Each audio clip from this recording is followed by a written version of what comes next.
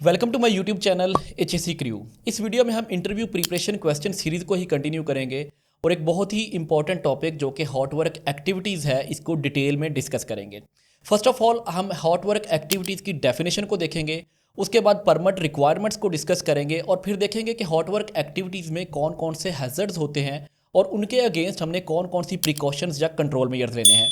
और साथ ही हम देखेंगे हेल्थ एंड सेफ्टी ऑफिसर के इंटरव्यू के लिए या किसी भी सेफ्टी रिप्रेजेंटेटिव की जॉब के लिए हॉट वर्क एक्टिविटी से रेलिवेंट कौन कौन से क्वेश्चंस पूछे जा सकते हैं और हमने उनको किस तरह से आंसर करना है। तो स्टार्ट करते हैं सबसे पहले, what is the definition of hot work activities. Hot work activities include any activity that generate heat, spark और flames.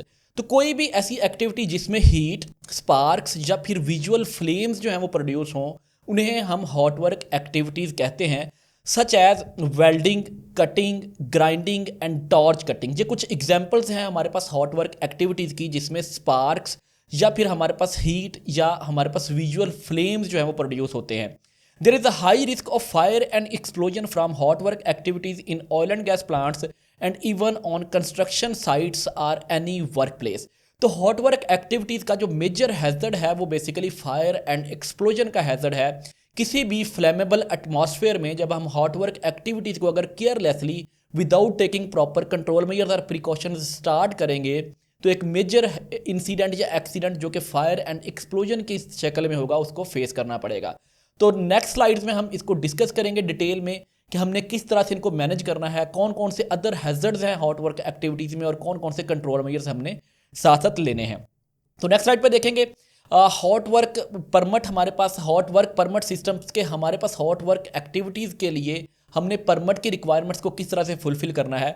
A system to control and authorise non routine high risk hot work activities ensuring that proper safety measures are in place. तो simple is that permit की definition हमें already idea है। Permit is a documented piece of paper formulating safety procedures and permit is taken for non routine high risk activities. और ये हमारे पास formulate करता है safety procedures को कि हमने सेफली किस तरह से काम करना है।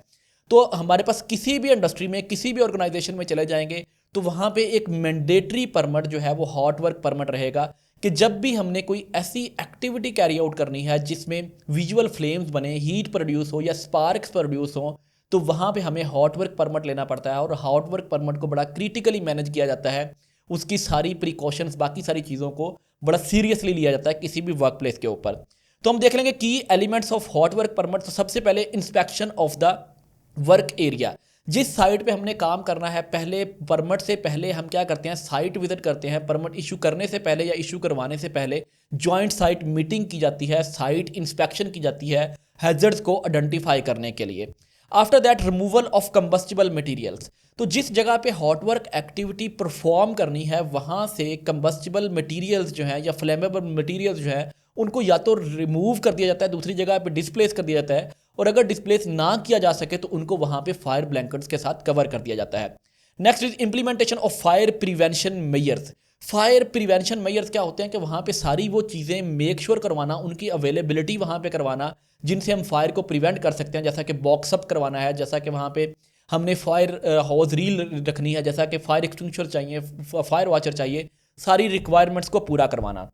After that verification that fire extinguishers and fire watchers are in place. Fire watcher basically क्या होता है, एक बंदे की ड्यूटी होती है कि throughout the hot work activity वो साइट पे प्रेजेंट रहता है, उसके पास fire extinguisher, fire charge, fire hose reel जो है वो उसके पास अवेलेबल होती है, और वो मेक श्योर करता है कि एक्टिविटी 100% बॉक्सअप हो, कोई स्पार्क्स जो है वो जनरेट जो हो रहे हैं वो बाहर स्प्रेड ना करें। साथ में हमने क्या करेंगे, verification of crew competence and equipment inspection. जो भी इक्विपमेंट यूज़ होंगे उनकी इंस्पेक्शन चेकलिस्ट फिल होंगी, जो वायर्स वहाँ पे यूज़ होंगी उनकी डेफिनेटली इंस्पेक्शन होगी, और बाकी के जो टूल्स एंड टैकल्स वहाँ पे यूज़ होंगे सबकी इंस्पेक्शन करेंगे। और लोगों की कंपिटेंस, मतलब वेल्डर है तो उसका कार्ड चेक करेंगे, इसी तरह से हमारे पास फायर वॉचर है तो उसकी ट्रेनिंग कंपिटेंसी चेक करेंगे। And after that post work inspection for any potential hazard. काम खत्म हो गया तो फायर वॉचर फिर भी 30 मिनट्स के लिए वहाँ पे स्टे करेगा। इसे हम कहते हैं पोस्ट वर्क इंस्पेक्शंस, कि कोई स्मोल्डरिंग या कोई रेजिड्यू जो वहाँ से बचा है उससे फायर दोबारा इनिशिएट ना हो सके। तो ये बेसिकली परमिट की बेसिक रिक्वायरमेंट्स होती हैं। और अगेन परमिट साइट के ऊपर प्रॉपर्टी ओनर जो कि एक सुपरवाइजर इंजीनियर लेवल का बंदा होता है वो परमिट इशू करता है, और जो वर्किंग क्रू होता है उसकी तरफ से एक कंपिटेंट बंदा जिसने ट्रेनिंग की होती है एज द परमिट रिसीवर वो परमिट को रिसीव करता है हॉट वर्क एक्टिविटीज़ के लिए या किसी भी एक्टिविटी जो कि परफॉर्म करनी है साइट के ऊपर उसके लिए। नेक्स्ट स्लाइड पे चलेंगे, hazards of hot work activities. अब हम देखेंगे कि बेसिकली हॉट वर्क एक्टिविटीज़ में कौन कौन से हैजर्ड्स हो सकते हैं। तो सबसे पहले आ जाता है फायर एंड एक्सप्लोजन हैजर्ड। जैसा कि ऑलरेडी हमने डिस्कस किया कि major hazard hot work activity से क्या है कि ये इग्निशन सोर्स बनते हैं। फायर ट्रायंगल में हमारे पास फ्यूल, ऑक्सीजन और उसके बाद थर्ड एलिमेंट जो है वो इग्निशन सोर्स हमें चाहिए होता है। तो इन केस ऑफ अगर किसी ऑयल एंड गैस प्लांट के ऊपर काम किया जा रहा है तो वहाँ पे पॉसिबिलिटी होती है कि flammable mixture in the air जो है वो कहीं पे एग्जिस्ट कर रहा हो। तो अगर हम केयरलेसली हॉट वर्क एक्टिविटी को without permit, without taking precautions, without taking control measure start करेंगे तो फायर और एक्सप्लोजन का मेजर हैजर्ड जो है वो फेस करना पड़ सकता है। Next is exposure to toxic fumes and gases. अब देखिए हॉट वर्क एक्टिविटीज़ में सेवरल एक्टिविटीज़ होती है, स्पेसिफिकली जब वेल्डिंग या मेटल मतलब कि मेटल वेल्डिंग की जा रही होती है तो वहाँ से मेटल फ्यूम्स जो है वो निकल रहे होते हैं जो कि टॉक्सिक फ्यूम्स होते हैं। तो उनका एक्सपोजर भी ड्यूरिंग हॉट वर्क एक्टिविटीज़ जो है ग्राइंडिंग और वेल्डिंग के दौरान जो है वो फेस करना पड़ता है। तो इसको भी एज अ हैजर्ड कंसिडर किया जाता है। Next is Burns from hot and molten metal. Hot and molten metal अगर बॉडी के किसी पार्ट के ऊपर, फुट के ऊपर, हैंड के ऊपर गिरती है तो डेफिनेटली उससे क्या हो सकते हैं, बर्न्स हो सकते हैं। तो ये भी हॉट वर्क एक्टिविटीज़ का हैजर्ड है। Next is I injury from UV radiation and flying particles. Welding के दौरान यूवी रेडिएशन निकलती है और फ्लाइंग पार्टिकल्स जो है वो ग्राइंडिंग के दौरान भी निकल सकते हैं, वेल्डिंग के दौरान भी निकल सकते हैं या कटिंग के दौरान भी निकल सकते हैं। तो यूवी रेडिएशंस को प्रोटेक्ट करने के लिए डेफिनेटली आगे जाके हम कंट्रोल मेजर्स को देखेंगे। तो ये हमारे पास यूवी रेडिएशन और फ्लाइंग पार्टिकल्स जो है ये भी हमारे पास हॉट वर्क एक्टिविटीज़ का हैजर्ड है। Next is electrocution and arc flash hazard. Definitely electrocution हो सकती है, आर्क फ्लैश हैजर्ड डेफिनेटली जब हम हाई टेम्परेचर के ऊपर वेल्डिंग कर रहे होते हैं तो आर्क फ्लैश के चांसेस हो सकते हैं जब हम इलेक्ट्रोड्स के जरिए स्पेसिफिकली जब हम वेल्डिंग कर रहे होते हैं। तो नेक्स्ट आ जाता है हमारे पास exposure to high noise. Specifically cutting और ग्राइंडिंग, जब मेटल कटिंग या मेटल ग्राइंडिंग हम कर रहे होते हैं तो उसमें हाई नॉइज़ प्रोड्यूस होता है। तो ये भी हॉट वर्क एक्टिविटीज़ का एक साइड हैजर्ड या कंप्लीमेंट्री साथ में एक हैजर्ड बन जाता है। इस तरह से vibration from tools, again cutting और ग्राइंडिंग में जब हैंड होल्ड ग्राइंडर या मतलब कि वो कटिंग मशीन पकड़ी होती है तो उससे वाइब्रेशन को भी एक्सपोजर होता है। लॉन्ग टर्म के लिए अगर कोई बंदा कंटिन्यूसली इन टूल्स को यूज़ कर रहा है तो उससे भी वाइब्रेशन रिलेटेड इलनेसेस जो हैं वो हो सकती हैं। Next is metal dust and fragments can be inhaled. Definitely जब आप कटिंग कर रहे हैं, जब आप ग्राइंडिंग कर रहे हैं, जब आप वेल्डिंग कर रहे हैं तो मेटल फ्यूम्स जो हैं वो इनहेल कर सकते हैं, फ्रैगमेंट्स इनहेल कर सकते हैं। एंड साथ में नेक्स्ट आ जाता है हमारे पास abrasive wheel can break and lead to serious injuries. Cutting and grinding में अगर हमने ग्राइंडर का गार्ड रिमूव कर दिया, जो कि यूजुअली साइड के ऊपर ये एक शॉर्टकट लिया जाता है, बाईपास किया जाता है सेफ्टी रूल्स को, गार्ड को रिमूव कर दिया जाता है, तो उससे क्या हो सकता है कि अगर वो डिस्क टूट जाती है तो बंदे को हिट कर सकती है और इससे यूजुअली फेस इंजरीज जो है वो फेस करना पड़ती हैं। नेक्स्ट हमारे पास आता है compressed gas cylinders can cause explosion. Gas cutting और welding, sometime gas welding use हो रही होती है या गैस कटिंग यूज़ हो रही होती है, तो उसमें जो अगर हम प्रेशराइज्ड गैस सिलेंडर्स को मैनेज नहीं करते तो उससे भी एक्सप्लोजन हैजर्ड हो सकता है। नेक्स्ट हमारे पास asphyxiation hazard due to displacement of oxygen in confined space. अगर आप किसी बंद स्पेस में किसी वेसल के अंदर वेल्डिंग कर रहे हैं तो वहाँ पे फ्यूम्स के भरने से दम घुटना, एस्फिक्सिएशन हैजर्ड जो है वो भी हो सकता है। Next is slip, trip and fall hazard from poor housekeeping and poor cable management during welding. ये भी एक हैजर्ड है कि अगर आपने केबल्स को प्रॉपरली मैनेज नहीं किया, कॉर्ड्स को प्रॉपरली मैनेज नहीं किया, उनको एरियल नहीं किया या प्रॉपरली उनको मतलब कि हाईलाइट नहीं किया उस हैजर्ड को, तो स्लिप ट्रिप का हैजर्ड भी उनसे हो सकता है। तो ये कुछ हैजर्ड्स हैं जो हमारे पास ओवरऑल वेल्डिंग, कटिंग, ग्राइंडिंग और गैस कटिंग के दौरान फेस किए जा सकते हैं। तो इनको हम कलेक्टिवली हॉट वर्क एक्टिविटीज़ के हैजर्ड कहते हैं। नेक्स्ट स्लाइड पे चलेंगे, कंट्रोल मेजर्स की बात करेंगे हम कि कौन कौन से कंट्रोल मेजर्स लिए जा सकते हैं रेलिवेंट टू हमारे पास हॉट वर्क एक्टिविटीज़ के। तो हमारे पास फर्स्ट वन आ जाता है परमिट टू वर्क। तो कंट्रोल मेजर में परमिट टू वर्क हमारे पास इस तरह से है कि जब भी हम हॉट वर्क, जिसको एक non routine high risk activities होती हैं, उनके लिए परमिट एक बेसिक रिक्वायरमेंट है। तो जब भी हम हॉट वर्क एक्टिविटीज़ कहीं पे मतलब इन्वॉल्व करेंगे जिसमें ग्राइंडिंग, कटिंग या वेल्डिंग, गैस कटिंग है, तो उसके लिए पहले हम हॉट वर्क परमिट जो है उसको इशू करवाएंगे। After that risk assessment and planning, उस एक्टिविटी के लिए प्रॉपर रिस्क असेसमेंट कंडक्ट करेंगे और risk assessment must be site specific risk assessment. कौन सी एक्टिविटी है, कौन कौन से टूल यूज़ करने हैं, कौन कौन सी मैन पावर यूज़ होगी, उसके अकॉर्डिंग हम रिस्क असेसमेंट्स कंडक्ट करेंगे। Next is proper training and competence. जो वर्कर्स वहाँ पे हैं, जिसमें वेल्डर आ जाता है, जिसमें फायर वॉचर आ जाता है, जिसमें स्टैंड बाई मैन आ जाता है, जिसमें सुपरवाइजर आ जाता है, परमिट रिसीवर आ जाता है, सेफ्टी ऑफिसर आ जाता है, इनकी प्रॉपर हार्ड वर्क एक्टिविटी से रेलिवेंट ट्रेनिंग्स जो हैं वो कंडक्ट की जाए और उनकी कंपिटेंसी को चेक किया जाए। आफ्टर दैट उनको डिस्प्लेस किया जाए for that particular hot work activities. After that next आ जाता है हमारे पास move or shield flammable materials around hot work activities.